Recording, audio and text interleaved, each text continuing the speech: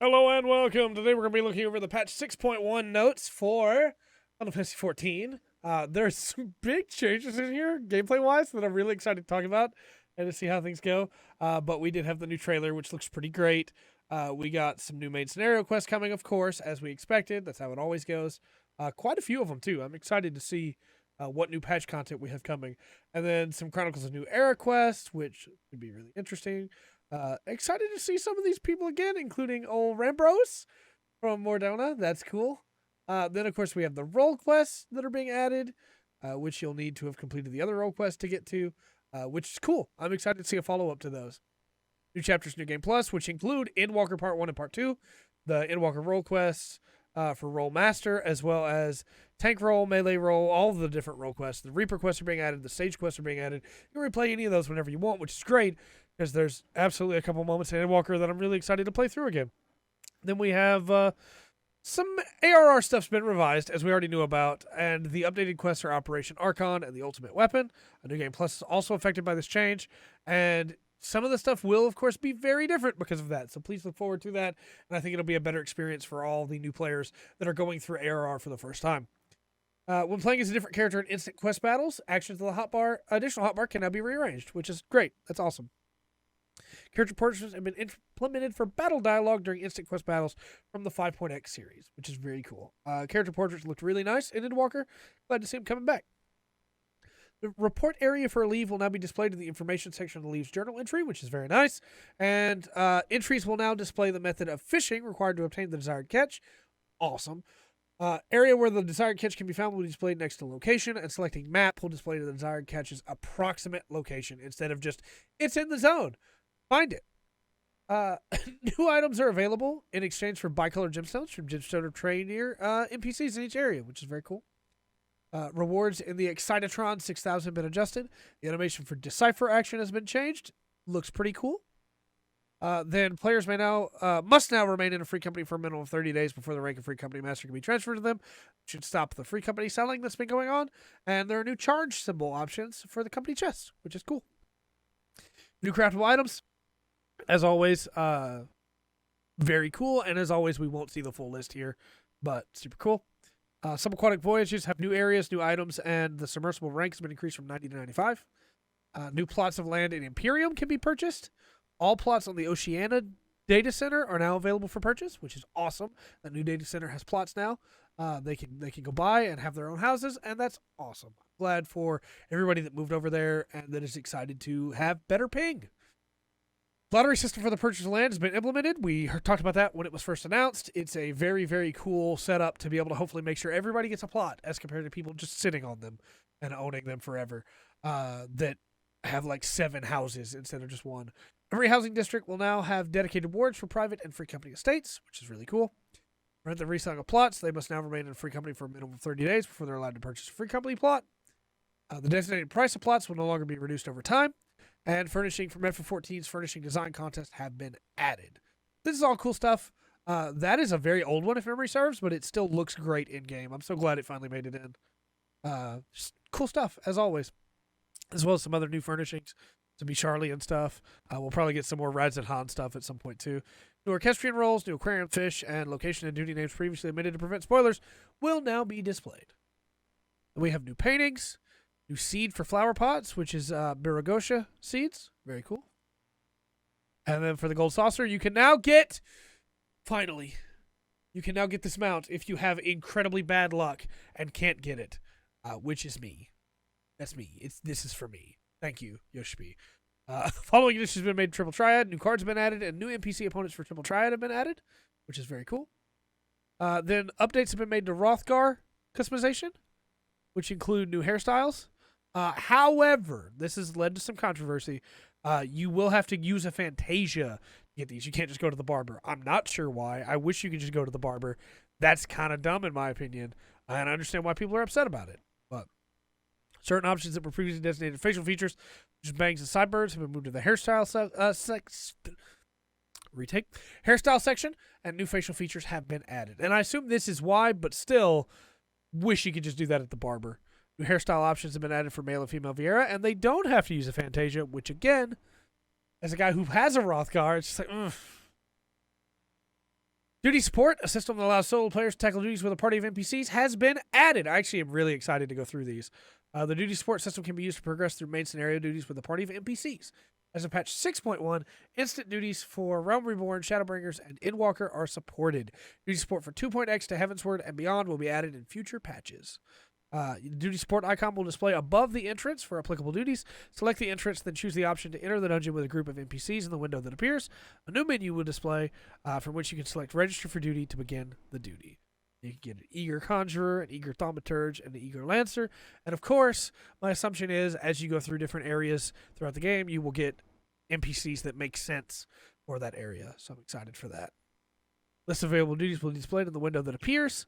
Select the duty you wish to enter, confirm which NPCs will be accompanying you, then select register for duty. Duty finder and trust menus can also be accessed by pressing the appropriate button at the bottom of the duty support menu. Certain duties will allow you to switch out NPCs in your party. This is indicated by a message that displays underneath your party member. Okay, cool. And of course you can bring Lena to Holminster Switch. Of course you can.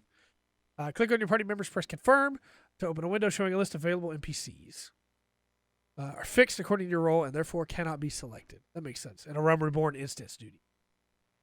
Support for Sastasha, Temptara, Copperbell, Bowl of Embers, Thousand Maws of Totorak, Hawk Manor, Brayflocks, the Naval, Stone Vigil, Howling Eye, Castrum, Praetorium, and Porta Decumana. And then for Shadowbringers, Holminster Switch, Don Meg, Katana Ravel, Malekith's Well, Mount Golg, Amarat, the Grand Cosmos, Amnesis Anator, Hero's Gauntlet, Matoya's Relict, and Pagalthon. And then for Endwalker, we've got Tower of Zot, Tower of Babel, Vanaspati, Ktisis, Hyperborea, the Aetioscope, Mother Crystal Dead Ends, and the new dungeon that's been added in this patch. In scenario mode, which allowed players to progress through main scenario dungeons from patch 5.0 through 6.1 with a party of NPC allies, has now been incorporated into the duty support system, which is very cool. And you may continue to challenge previously completed main scenario dungeons with a party of NPC avatars via the trust system. You still want to do that. If you didn't do it before, or you just want to see what it's like, trust me, some of those dungeons are absolutely better with trust because you get extra dialogue. I would say most of them, honestly. I don't know about Sastasha, but we'll see. The Unending Codex has been added, giving players easy access to a compendium of vital information about in-game terminology and characters. Very cool. It'll be unlocked as you progress through main scenario patch 6.1 with new entries added as the story unfolds. Then we have Wondrous Tales. Prizes available in exchange for Chloe's gold certificates of commendation, silver certificates of commendation, and bronze certificates of commendation have been adjusted. Messages to players when attempting to hand over a Wondrous Tales journal that has less than 9 duties completed has been changed. Certain tasks within Wondrous Tales journals will now allow you to select for more than one duty to earn a seal. Completing any of the duties listed in that square will mark it as complete. That's cool. I like that a lot. For example, previously labeled would be turn 1 of Binding Coil. Now it's just Binding Coil, and you can complete any of the coils to be counted for the objective. Any turn. That's very cool. That'll also work for Alexander and for Omega. Following additions and adjustments have been made to Full Hollows. It was Whirl Eater Unreal. Now it's Ultima's Bane Unreal. And different Unreal Trials will be available in each major patch. And now you can get the furry...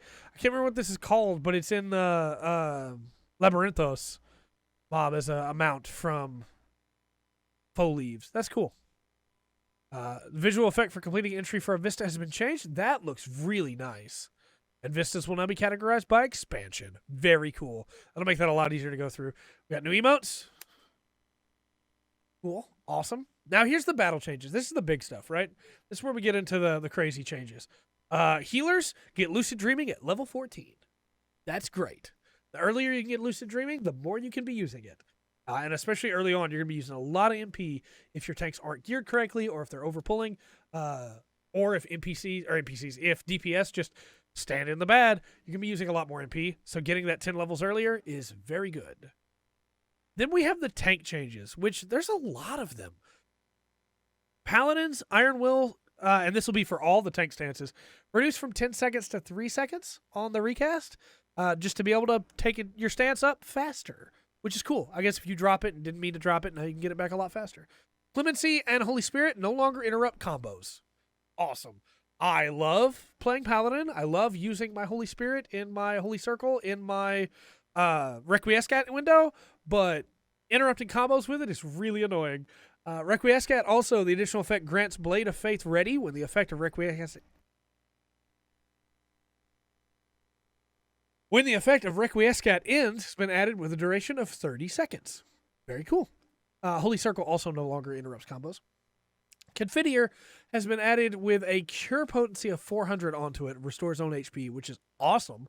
Blade of Faith is no longer a combo action with Confiteor, and instead the requirement Blade of Faith ready, which you get from Requiescat, has been added, and it adds with a cure of 400. Blade of Truth has the added cure of 400 potency, and Blade of Valor also has the cure potency of 400 added to it. And then you get the healing effect to Confiteor with Divine Magic Mastery 2. I think it's really nice to have that go instead of off of Requiescat or off of Confiteor onto Requiescat, because it means that you have more freedom with your MP to be able to play around with other things with it, and you just get your big cool sword attack faster, which is what you want anyway. And it has the cure on it as well. Paladin's going to be even tankier because of this in a way that I think is really cool. Warrior, same recast change to Defiance. Overpower's area of effect has been changed from a cone before you to all nearby enemies. There were situations where this was good and bad, that it was an AoE cone in front of you, because you could line the cone up to be able to hit everything, and it felt really cool that you had the AoE that was the cone, or you could hit only specific enemies if you were off-tanking, or if you're out in the open world and you only want to hit a couple enemies, Overpower lets you do that. Now it's just going to hit everything, but it also means you won't miss mobs when you're trying to pull, and at the end of the day, I think that's more important. And then Inner Release, stacks of Inner Release now only apply to Fell, Cleave, and Decimate. The additional effect nullifies Stun, Sleep, Bind, Heavy, and most knockback and draw-on effects has been changed to grants Inner Strength, nullifying Stun, Sleep, Bind, Heavy, and most knockback and draw-on effects. So, it makes sense now. But it also only applies to Fell, Cleave, and Decimate. Dark Knight, Grit has been reduced as well, and then Flood of Darkness, potency's been dropped from 130 to 100, but you'll see why here. Blood Weapon now grants 5 stacks of the Blood Weapon effect, which is very nice, and the effect duration has been increased from 10 to 15 seconds. So you only get 5, but you have 15 seconds to use them, as compared to trying to slam in as many as you could in the 10-second window. Stalwart Soul, you now get it 40 instead of 72, which is very nice. And Living Dead is finally getting changed. Living Dead still needs just a little bit of work, but it's finally getting a change. The additional effect restores HP with each weapon skill successfully delivered or spell cast has been added with a cure potency of 1500. If an amount of HP totaling your maximum HP is restored before the Walking Dead timer runs out, the effect will now change to Undead Rebirth, with the duration carried over from the time remaining for Walking Dead. While under the effect of Undead Rebirth, most attacks will not lower your HP below 1. So if you can get cured all the way up, whether by a healer or yourself, with the each weapon skill successfully delivered or cast with a potency of 1500, then you get the duration of the invuln still from Living Dead. It just becomes Undead Rebirth, which is very nice. I think that doesn't completely fix it because you can still die, but I think it's a whole lot better than it was. And I like that Dark Knights can do this on their own too, because it means that this cooldown now works solo play as well. It now works when the healer's dead. There's a lot of options you can play around with Living Dead now that you just couldn't do before at all. So on the whole, I think this is better. That's also why Flood of Darkness has potency reduced, I'm assuming, because otherwise Living Dead is going to heal them a lot off that. But it's a potency of 1500. So who knows? Really, you're going to be using Flood of Darkness a lot more because of Blood Weapon. But we'll see. It really just depends on how it plays, but I think this will be, on the whole, a much better choice for Dark Knights than what they've had so far. And Gunbreaker's only change is the recast has been reduced for Royal Guard. So cool. Perfect Balance on Monk can no longer be executed while under the effect of any Beast Chakra. So you can no longer do it while you're under the effect of any Beast Chakra. But once you've used it, you can use Perfect Balance again. Dragoon, Jump. The animation's been shortened again. Seems like every major expansion, the first patch after every major expansion, Jump gets shortened, and that jump time gets cut down. The action now changes to Mirage Dive while under the effect of Mirage Dive Ready, which is very nice. I like that. Same button, very cool. High Jump action's animation has also been shortened, and it now changes to Mirage Dive while under the effect of Mirage Dive Ready. Elusive Jumps action animation has been shortened. Spine Shatter Dives action animation has been shortened, and Dragonfire Dives action animation has been shortened. So yet again, Dragoon will feel better. You won't clip as much, and hopefully you won't get stuck in animation lock near as much after these. Ninja and Samurai are where the big changes come in. It's Dark Knight, Paladin, Ninja, and Samurai are the huge changes this patch, in my opinion. So, Ninja. Hide now dispels the effect of Doton upon execution. I don't know why. I assume this is so that they don't have to deal with the AI like targeting setup where you hit an enemy after you're hidden and you're supposed to no longer have aggro and enmity, and then you hit an enemy and it gives you... I'm assuming that's why. Or maybe they just wanted a button to be able to dispel a Doton if you didn't want to push DPS anymore. Either way, that's an interesting change. Mug, the additional effect increases target damage taken by 5%, has been added with the duration of 20 seconds, which is... We're going to talk about Trick Attack here. The additional effect of increased damage taken by 5% has been changed to increased damage you deal target by 10%. So Trick Attack has been taken from Trick Attack and given to Mug on a 20-second duration. And then you have your own Trick Attack is now a solo buff that increases damage you deal to the target by 10%. So Ninja is no longer like a guaranteed bring, I would say. It's still good. You still have the effect of Trick Attack, right? Mug still works for it. But it absolutely shakes things up because now not only do you have... Like, Mug is on a longer cooldown than Trick Attack, but Ninja is also going to be doing a bunch of solo damage along with that. So Ninja's like DPS is quite a bit higher now because you can get Trick Attacks out relatively quickly, especially if you're going skill speed monk. Or skill speed ninja, I mean. But your Mug timer is not going to go down. So your Trick Attacks are going to take longer. Trick windows are going to be easier to line up for most people. But now it's Mug windows, which feels weird to say. But I do think that Ninja is still going to be desired, but I don't think it's going to be quite as much a lock because of how much longer that cooldown is. But I say that Ninja's personal DPS is going to be very, very good because not only does it have Trick Attack now, increasing damage, it deals the target by 10%, but it also got buffed around the board, basically. Aeolian Edge potency has gone up by 20, both standard and rear combo. Doton's potency has gone up by 10, though the duration has been reduced to 18 seconds from 24. Hake Mujin Sato has been up by 10 potency for the combo.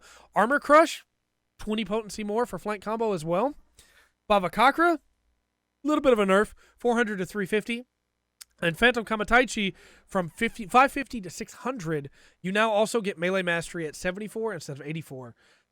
As Shikuchi's action animation's been shorted, that's cool. It'll make it easier to survive things that you're trying to get past. But on the whole, this is a pretty big buff for Ninja that I think is going to make Ninja's personal damage go up quite a bit, even if the raid damage that Ninja brings is a little bit less now because Mug has that longer cooldown. I'm excited to see how it works out for it, though, because I'm somebody who loves playing Ninja. I'm now a Sage main. Ninja was my main for a very long time, and I still love playing it. So I'm not against Ninja having more personal damage at all. But the Mug change is going to be interesting. We're going to have to see how that plays out. Samurai also has gotten a huge change here.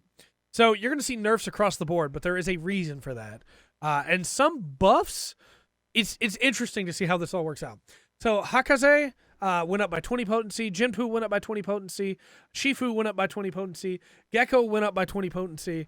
And the combo potencies have gone up as well by 10. Higanbana's damage over time potency went up. Mangetsu's potency went up by 10.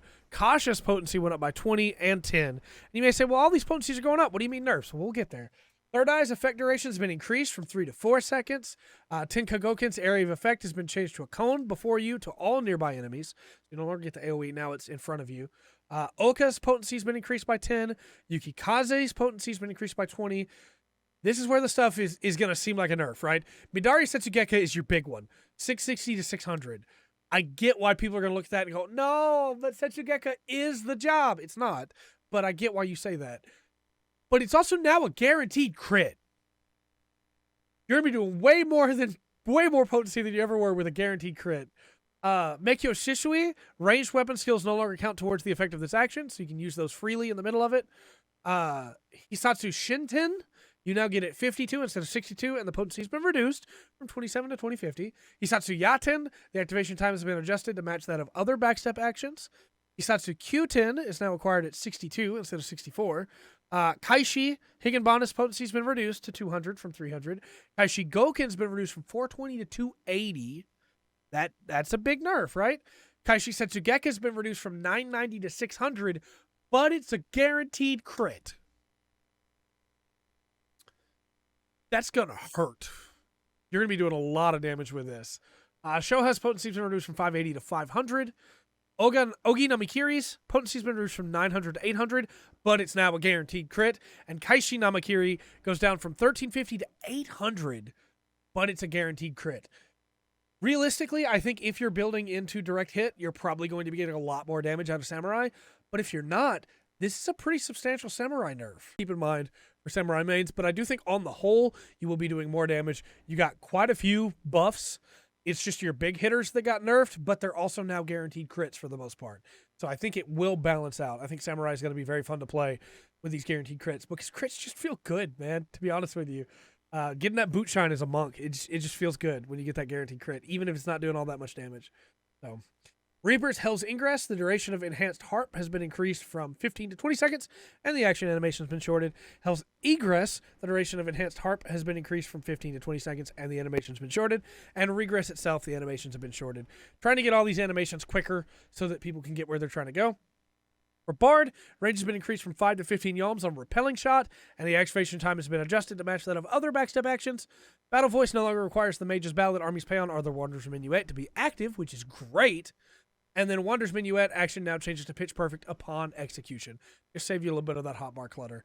I think Bards are going to be in a pretty solid place from here. Machinist. Heat Blast potency has been increased from 170 to 180. Wildfire potency increased per weapon skill end has been increased from 150 to 200. Drill's potency has been increased from 570 to 580. Air Anchor's potency has been increased from 570 to 580. Pile Bunker's potency has been increased from 650 to 680.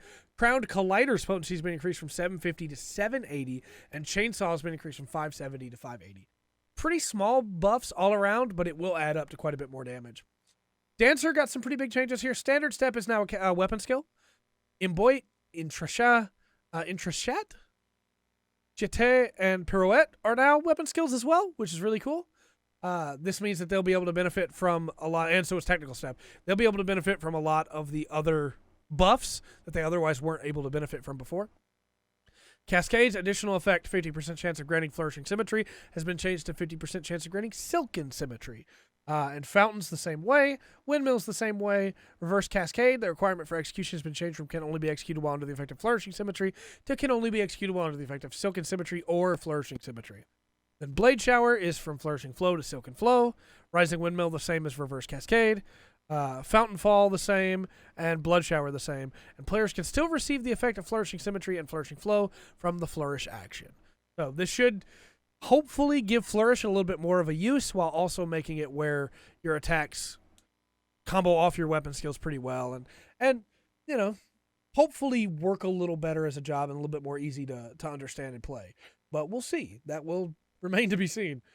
Summoner got some pretty interesting changes here.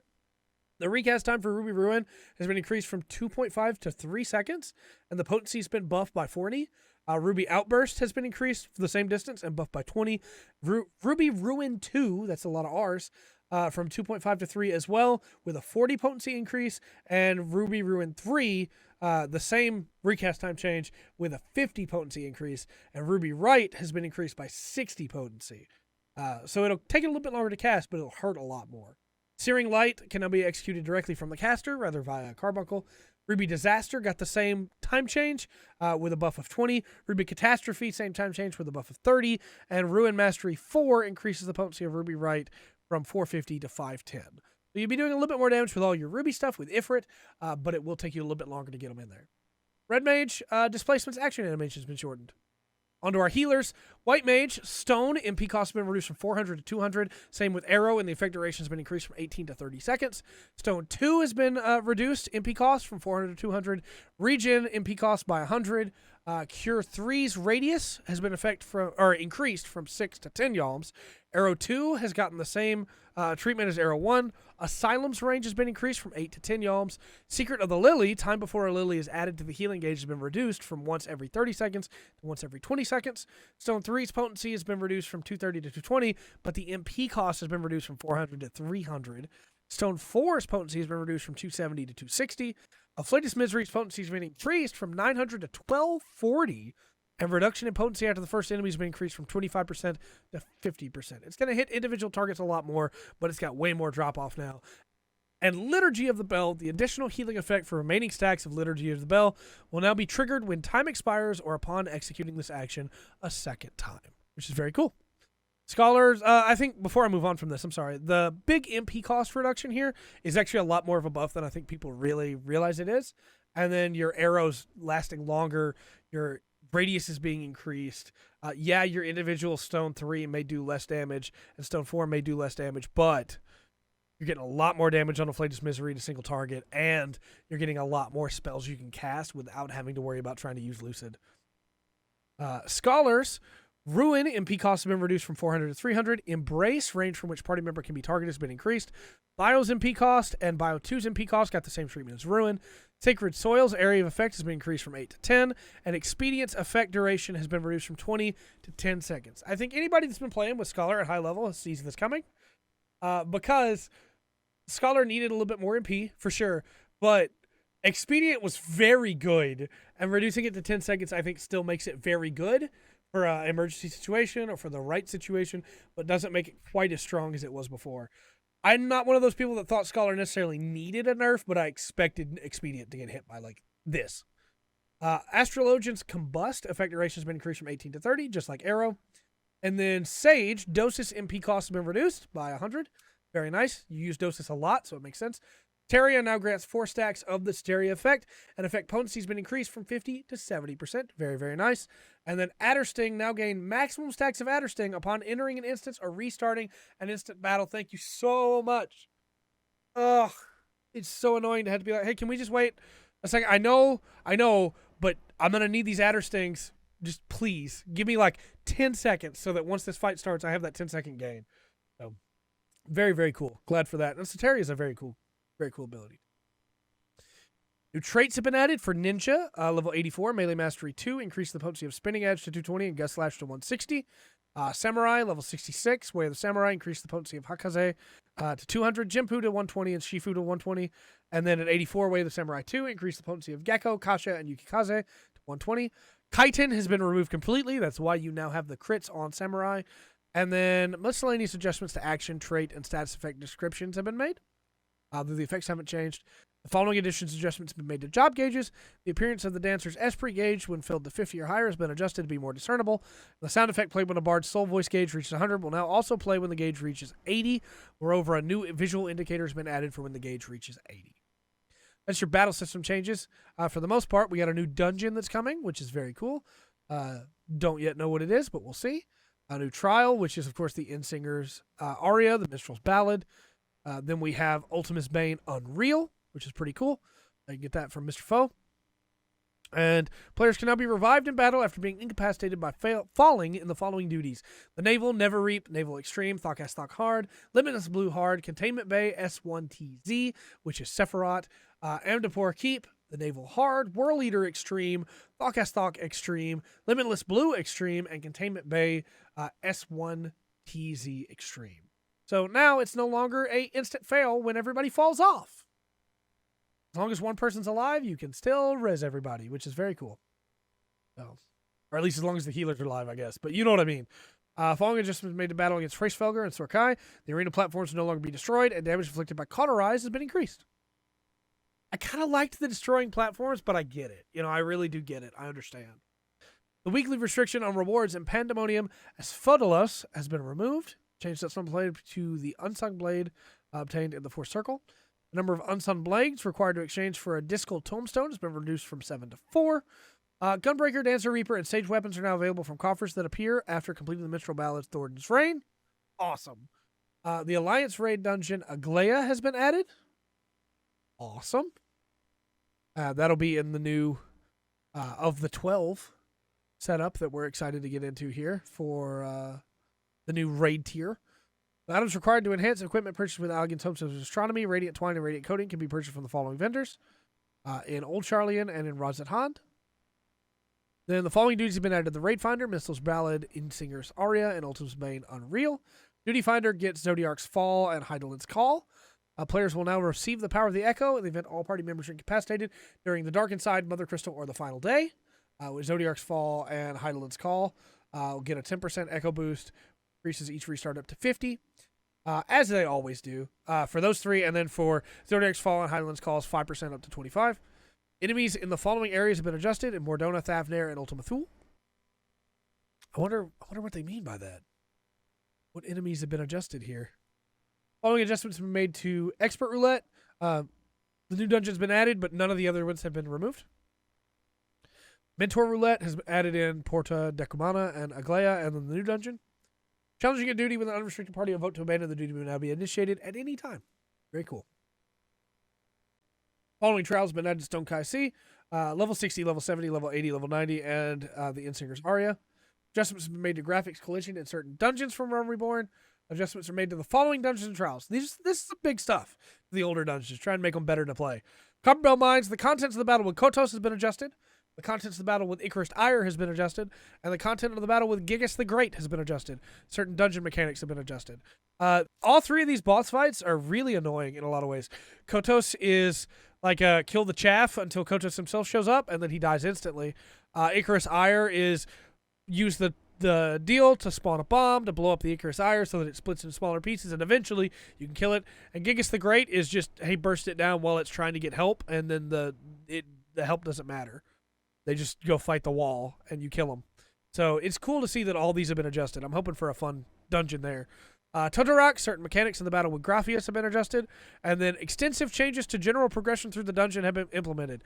And what this most likely means is they're getting rid of the photocell mechanic, and they're getting rid of the slime so that you move at normal speed. That's my guess. I don't know that, but we'll see. Hawk Manor, the content of the battle with Lady Amandine has been adjusted.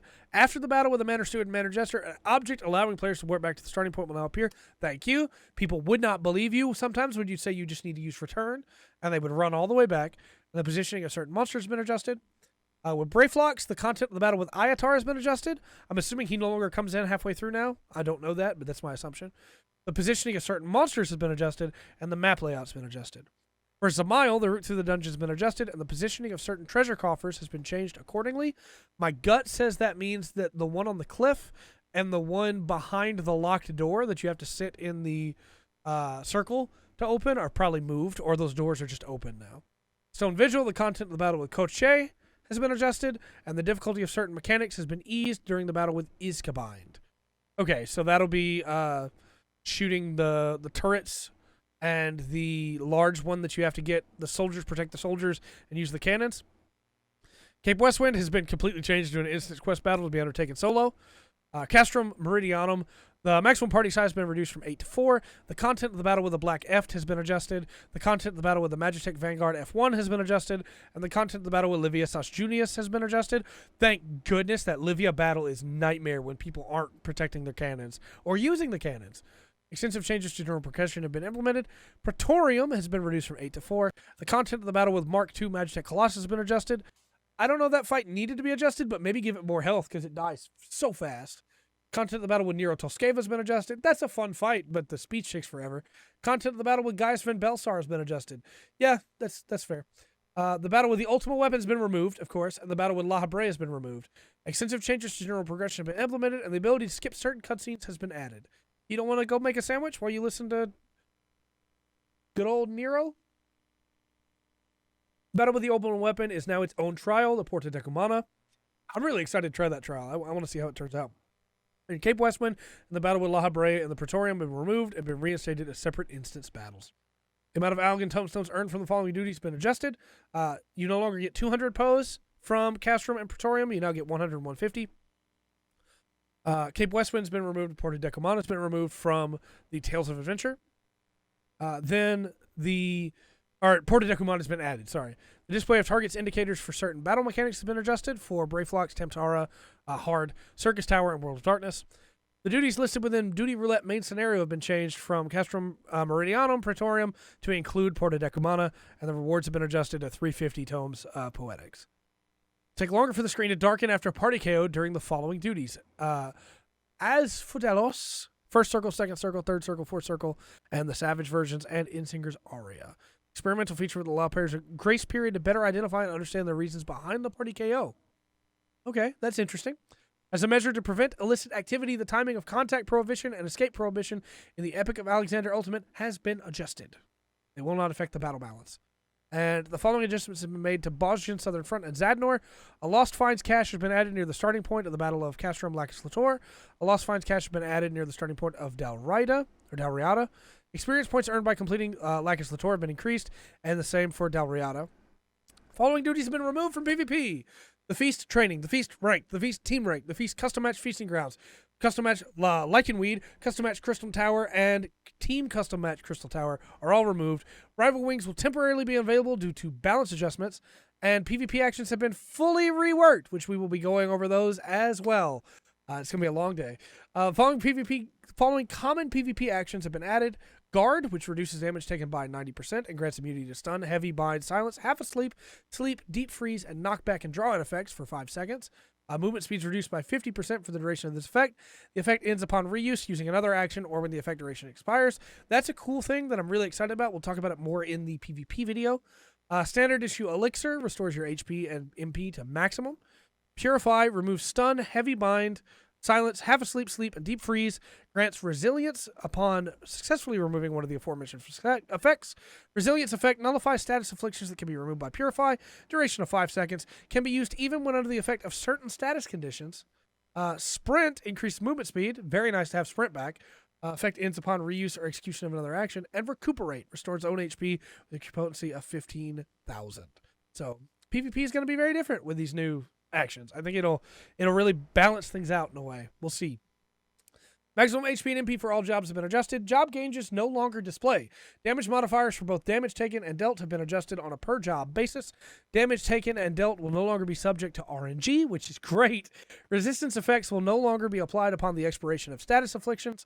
The appearance of the flying text that accompanies damage dealt will now change based on target conditions. Attacking a target with guard active, it's a little bit of a dull number. Attacking a target that does not have guard active, it's a little bit bigger. Not quite as dull, but still kind of dull. When an action-specific requirement is fulfilled when attacking enemies under the effect of guard, 800, but it's, and then 1 exclamation mark. And when action-specific requirements fulfilled when attacking enemies, 2 exclamation marks, real big number. Requirements include but are not limited to attacking targets with less than 50% HP or attacking targets afflicted with specific enfeebling effects. In accordance with PvP action revisions, Adrenaline Rush has been adjusted as followed. The name of the feature has been changed to Limit Break. Moreover, each job will have its own unique Limit Break action. Awesome. The Adrenaline Gauge has been changed to the Limit Gauge. New type of PvP match between small teams. Crystalline Conflict has been added. Crystalline Conflict PvP duties pit teams Astra and Umbra against one another in tactical confrontations. Each team may have up to 5 players for a total of 10 match participants. Teams are challenged to maintain control over a tactical crystal which must be transported to a designated location amid the heat of battle. There are 3 arenas currently available for Crystalline Conflict matches.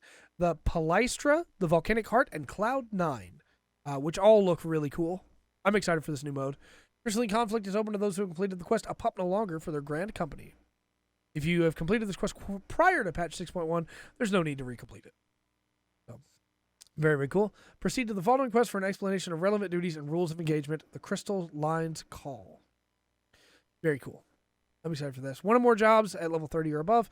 The time limit is 5 minutes. Casual matches have no bearing on rank. There's also ranked matches, which you do via the Duty Finder, and results will influence your ranking in Crystalline Conflict. No role requirements. Matchmaking will ensure that no 2 players have the same job within a single party. That's really cool. Beginning the match, participants will be divided into Team Astra and Team Umbra and transported to their respective starting points. For a 30-second waiting period, the match will begin. Only quick chats available. Of course, we expected that. Incapacitated players will be returned to their base after a short delay, where they will be allowed to rejoin combat with their HP and MP fully restored and all action recast timers reset. All players' attributes will be updated to their PvP counterparts during it, and the use of the following is prohibited: class or job changes, chocobo companions, mounts, teleportation, return, item, and gear changes. Players who abandon a Crystalline Conflict match, not including players who join a match in progress or revoke it, will receive a penalty. Players so penalized will be unable to use the Duty Finder for 30 minutes. That's pretty harsh, but it should keep people from just griefing. Players inactive for over a period of 2 minutes will automatically be removed from play. To win, one team must move the tactical crystal from the center of the field to the goal point. If neither team accomplishes this during the time limit, the match will proceed into overtime. The team with a greater progress score must keep the entire opposing team out of the bounds of the tactical crystal for 3 seconds to win. The team with a lesser progress score must beat the opponent's progress score during overtime to win. And if neither team can fulfill the overtime victory requirements, the match will end in a draw. It's your basic push the payload, right? The all-important object placed at the arena's center point is called the Tactical Crystal. The Tactical Crystal will remain bound until the first 30 seconds of the match have passed. Once it's unbound, a ring will appear around its base. Should one team be fully in control of this ring with no members of the opposing team present within its bounds, the team will be able to move the crystal. The crystal can only be moved along the crystal line, a dedicated path within the arena. Crystalline, its movement will be halted when combatants from both teams are present within its bounds. Combatants from neither team are present. The crystal will move back towards the center point. Okay. Should the tactical crystal be wrestled from your team's control and you manage to reclaim it, the crystal will travel faster when moving back through a stretch of the line your team has moved it once before. Even if your team has failed to claim the crystal for the entirety of the match, once your team has gained control, the crystal will move at increased speed until it is returned to the center point. Okay. Checkpoints can be found halfway between the center point and each team's goal. Upon reaching a checkpoint, the tactical crystal will stop moving. The team attempting to clear the checkpoint must remain in the crystal's ring until the clear progress gauge reaches 100%. The gauge will only increase so long as that team holds control of the ring. A greater majority of party members in the ring will hasten the gauge's progression. Should the opposing team have a greater majority at any point, the tactical crystal will begin moving towards the opposing team's goal. However, any progress made in clearing the checkpoint will not be lost. And for advanced rules, crystalline conflict arenas include a variety of tactically useful elements to make matches more dynamic, such as sprint zones in Palestrea and Volcanic Heart. Unique paths suited to running. Entering these sprint zones will grant the effect of swift sprint, greatly increasing your movement speed. There are also jump glyphs in Cloud 9, which can transport you to a specific location on the field. There are arena events like Eruption and Volcanic Heart, scattering self-destructing bombs across the field. Those who fail to avoid their explosive radio will take damage. Bomb cores will remain at the site of bomb's destruction, granting those who acquire them bonuses damage dealt and limit gauge increases. Turbulence in Cloud 9. Players cast up into the air by Cloud 9's periodic turbulence will take damage upon being returned unceremoniously to the ground. However, they may acquire black chocobo feathers while in the air, granting them a soft landing and nullifying the damage. Location of black chocobo feathers are indicated by markers on the ground. Those who do not wish to go flying can negate the effects of turbulence by using Guard. Turbulence also leaves behind a twister at the site where it occurred and can be confirmed on the map. Tumbling into these twisters will result in damage and knockback. Each arena comes equipped with medicine kits. Accessing these kits will restore 50% of a player's HP. Can only be claimed by one player. They cannot be claimed by those who are at 100%. Each kit can only be claimed by one player, and once a kit has been claimed, a replacement will be generated after a set period of time has passed. It's a pretty cool mode so far. Seasons are periods of time in which players compete to earn the highest tier and crystal credit ranks possible. Announcements will be made on the lodestone marking the beginning and ending of each season. At the end of each season, players of sufficient rank will receive season rewards. Participants' current ranks are displayed on the lodestone during a season. Please note that ranks will be reset between seasons, of course. And then, of course, we have our risers in the middle, which will be bronze 1, 2, 3, silver 1, 2, 3, gold 1, 2, 3, 4, platinum 1, 2, 3, 4, and diamond 1, 2, 3, 4, 5, and then crystal, which we don't know what the risers will be there. And as you get the stars to rise up, after reaching the top riser for a tier and earning 3 rising stars, an additional win will advance you to the next tier, starting at the lowest riser with 1 rising star, which is very cool.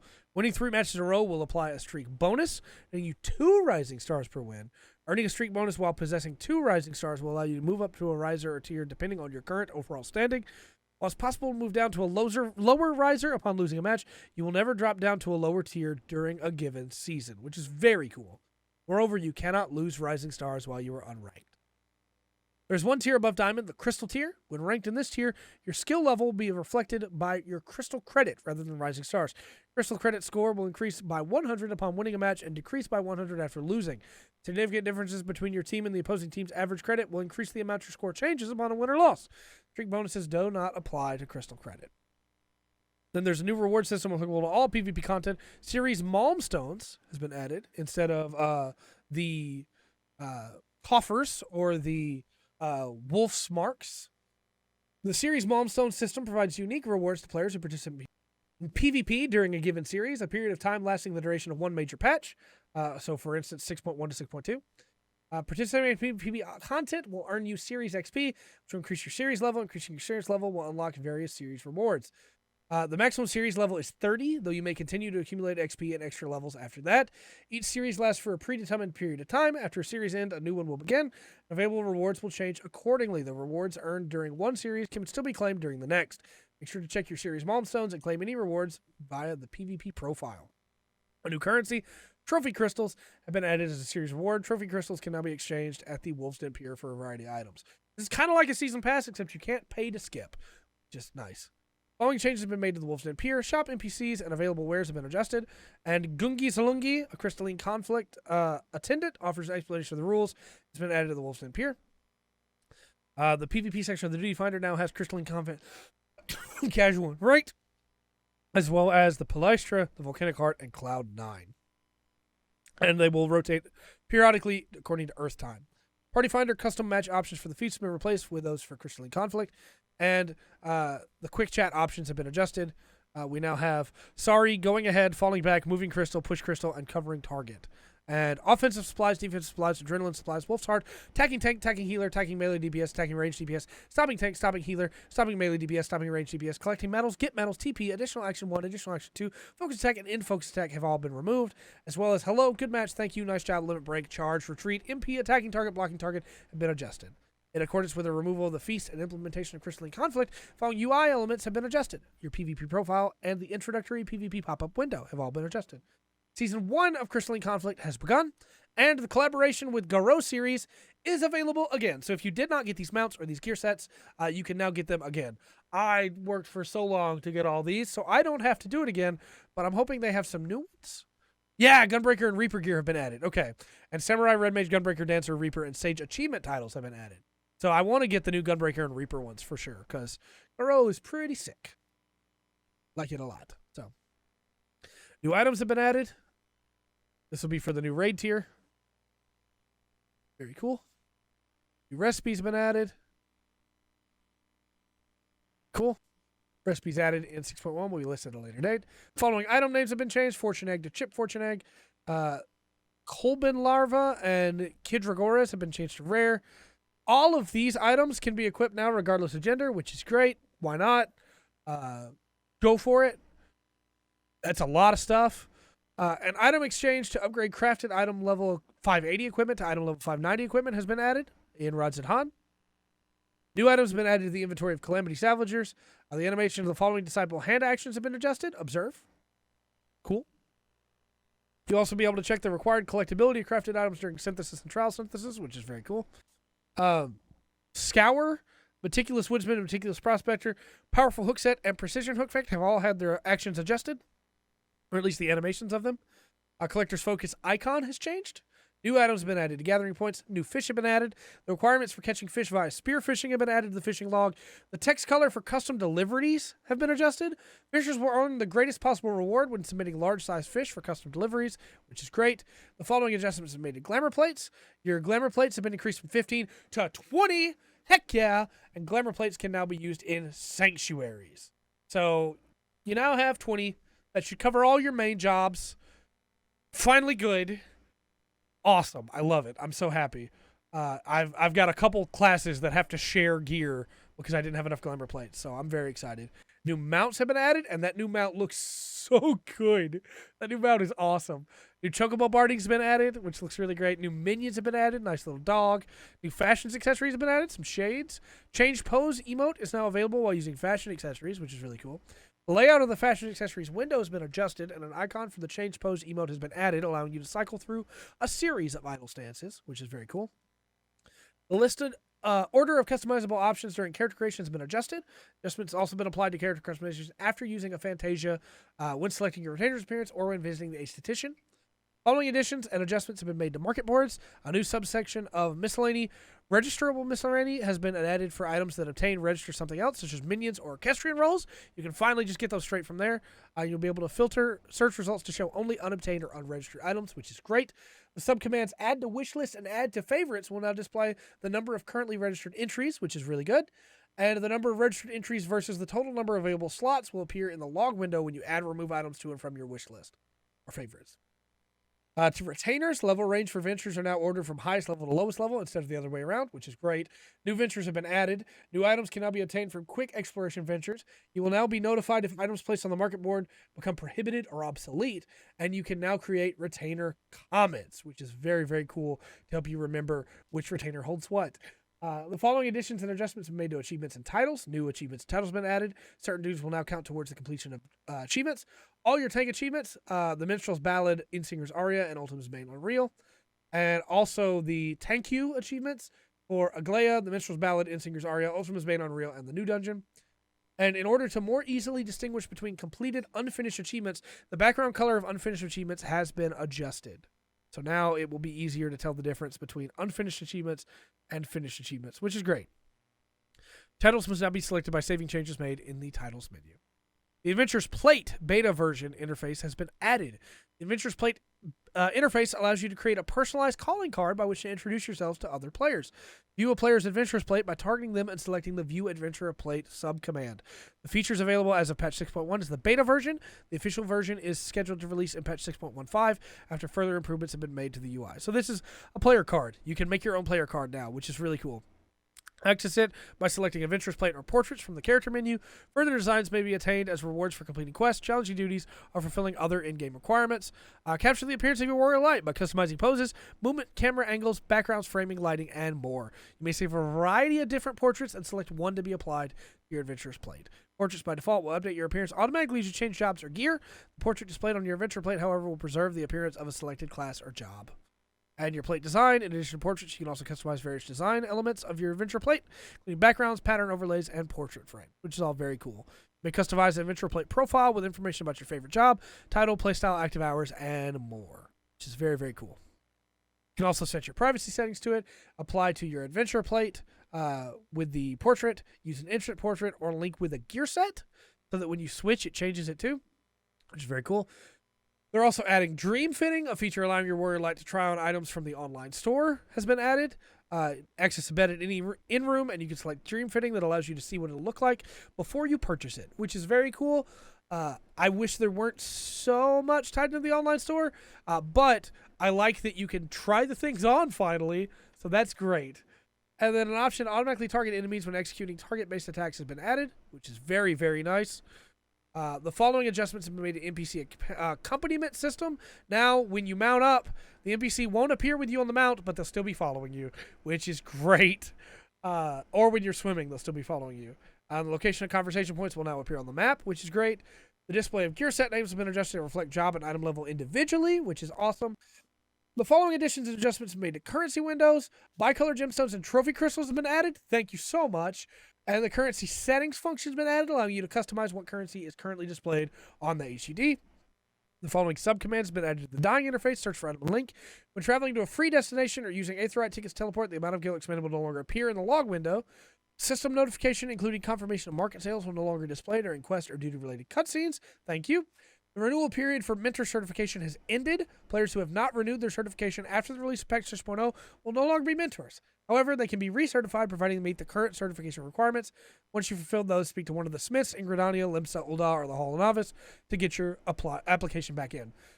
New dungeons are available for Explorer mode. These are Dusk Vigil, Aerie, Great Gubol Library, Neverreap, St. Moshian's Arboretum, the Anti-Tower, Sorkai, Zelphatal, Belsar's Wall, the new dungeon, Sawmall, the Vault, a Therochemical Research Facility, Fractal Continuum, Pharaoh Series Hard, Lost City Vandalpur Hard, Hullbreaker Isle Hard, the Great Gubal Library Hard, and Sawmall Hard. Duties that can be recorded have changed to add the Final Day and Asphodalos, the Fourth Circle Savage. Then we and Mother Crystal. Then we have the following adjustments made to the Duty Finder. Register via Duty Support has been added. Register via Trust has been added. Following additions have been made to the Trust interface. A button linking to the Duty Finder has been added. A button linking to Duty Support has been added. And icons allowing you to check availability of NPC avatar glamours have been added, which is very cool. A check mark will appear on the icon of items that have already been obtained or registered, which is amazing. It's such a great quality of life increase. In the event a player spends 30 consecutive days outside of their home world by means of world visit, they'll be automatically returned to their home world upon their next login. I understand why they're doing this, but it's kind of a pain. I get it, but it's kind of a pain. Yeah. The instance field areas that were implemented to alleviate congestion after 6.0's release have been removed, with the exception of Radzatan, Thavner, and Mordona. Additions have been made to System Configuration Interface for PS4, PS5. You can now use low distant models on distant objects using draw quality, which will hopefully make it run a little bit better. Wireless controller settings option under sound in the system configuration settings has been renamed to DualSense DualShock 4 settings. Following options have been added to the character configuration menu. The target tab, auto target settings, enable full auto target and auto target according to priority for controls. That's very cool. From the character configuration menu, it is removed target tab settings because you can't use a tab on controller. Wireless controllers have been become compatible with certain operating systems, Mojave, Catalina, and Big Sur.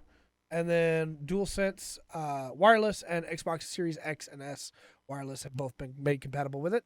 Following text commands have been added: draw to ready your weapon, and sheath to sheath your weapon, which I'm assuming are the like cutscene variant, right?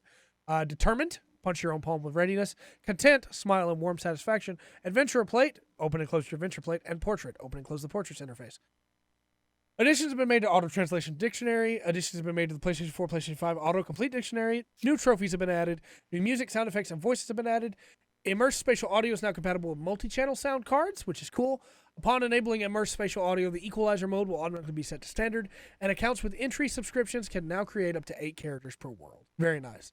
And we have a bunch of resolved issues here, like an issue when undertaking the trial to Shinryu's domain, the Minstrel's Ballad version, wherein the status effect of the Worm's Curse didn't function correctly.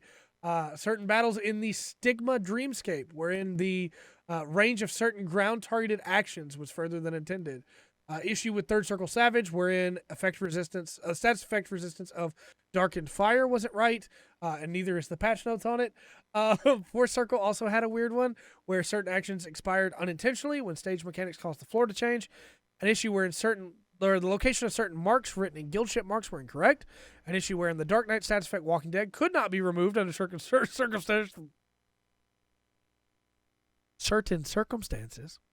An issue wherein the effect of Obo form expired when Arm of the Destroyer or Shadow of the Destroyer missed a target. An issue wherein executing the Ninja PvE action Bunshin under certain conditions caused the status effects of Bunshin and Phantom Kamataichi to expire erroneously. An issue wherein executing the Dancer PvE actions Windmill or Blade Shower under certain conditions caused the status effect Silken Symmetry and Silken Flow to expire erroneously. An issue wherein certain action text descriptions were incorrect. The effect of the actions have not been changed. An issue when using the Battle Stance emote as a Reaper, wherein using a different emotion during the Battle Stance motion would cause the emote graphics to display incorrectly.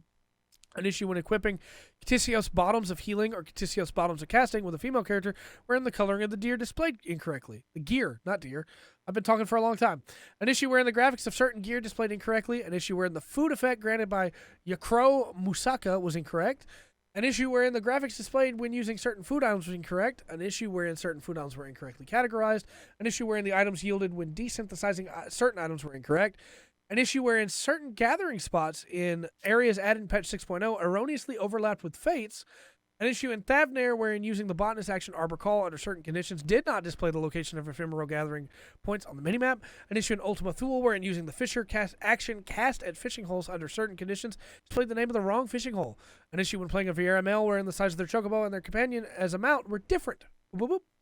An issue wherein the items available from script exchange NPCs were incorrect. And there are other things that have been adjusted. A known issue right now is the Warrior PvP action Primal Scream fails to note the potency of Primal Rend and Chaotic Cyclone are increased. Words. An issue wherein certain character motions under the effect of No Mercy granted by the Gunbreaker PvP action Rough Divide are incorrect. An issue where Gunbreaker PvP action Terminal Trigger, the Dancer PvP action Honing Dance, and the Machinist PvP action Wildfire fail to note they have a radius of 5 yalms. An issue wherein certain explanations on the Hall of the Novice failed to account for action adjustments in patch 6.1. An issue wherein the effects displayed when defeating certain enemies are incorrect. An issue wherein the Gunbreaker, Dancer, Reaper, and Sage weapons newly added to the trial of the Minstrel's Ballad Thoradin's Reign cannot be purchased in exchange for Heaven's Ward Helm fragments. That's a problem. Hopefully they fix that soon. An issue wherein the Blue Feather Astrolobos furnishing fails to note that only one may be placed in a state. An issue when accessing portraits wherein selected Create from Primary Portrait after changing your character appearance via Fantasia will erroneously display an image of your character prior to using Fantasia. That's an issue. And an issue when using Group Pose wherein the motions for the Ninja PvP action Fleeting Raiju fail to play on loop. It's a lot of stuff, and a lot of good stuff, in my opinion, but also a lot of stuff. So let me know your thoughts on the patch notes in the comment section down below. What are you most excited for? What are you least excited for? How do you feel about these job changes? And, of course, we'll cover the PvP changes in another video. But until next time, I've been Trey. This has been The Full Spectrum.